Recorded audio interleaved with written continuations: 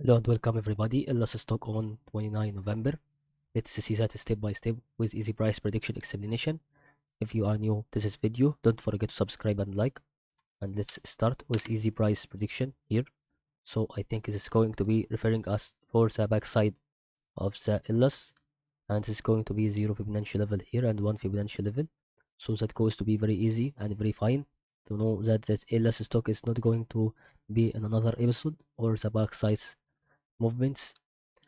So that goes to be about the price that stopped here, and this goes to be return us back here. This is for our update. Why? Because since we can go for the price here of the two resistances, this will stop it to increase in this form, and then it will increase however the wave is, and that is about what we could actually explain in order to know what was going to be for the technical analysis in this video.